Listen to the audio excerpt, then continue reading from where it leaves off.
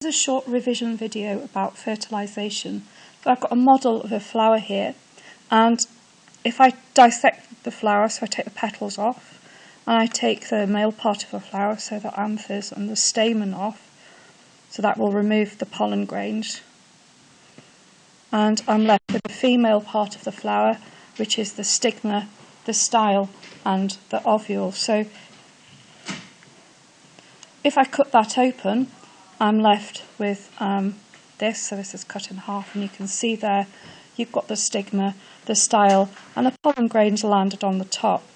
Inside the ovary we have lots of ovules, so these are the female gametes, they contain the female gametes. So when that pollen grain lands on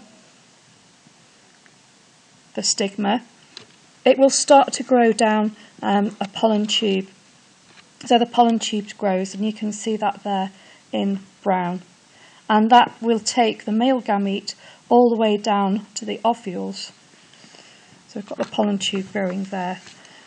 Once the male gamete moves down that pollen tube, it can then fuse with these female gametes.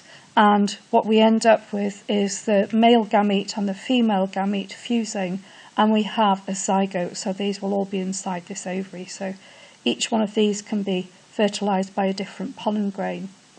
So when we've got these zygotes inside the ovary, they can then divide, and each one of those will form a seed. So the seed will be the zygote, which is divided, plus any food stores that are there. Some of these seeds can become quite complex, and the whole ovary develops around them to produce a fruit. So we end up with something like a tomato or an apple. So each one of these seeds in here would have been a separate female gamete, and the fruit, tasty fruit, develops around them. So if seeds have a tasty fruit, they tend to be dispersed by animals, because the animals will come along and then eat the fruit. Sometimes the seeds can develop a very spiky coat, so this one here has got bristles on it. If I touch it with my cloth, you will see that it can pick up the seed, and it has tiny little hooks on the end. So these sort of seeds tend to be dispersed by animals transporting them on their fur. Some seeds develop wings, so here we've got a maple seed and a sycamore seed, and they're able to be transferred by wind, so they will be taken away by any air currents. And then some seed can be explosive, so here we've got a beech nut, and these pods explode open, and these seeds will sort of spread with the explosion.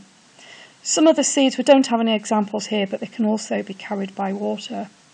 So see if you can remember how all the different fruits and seeds can be dispersed. So dispersed means that they are spread. Thank you for listening.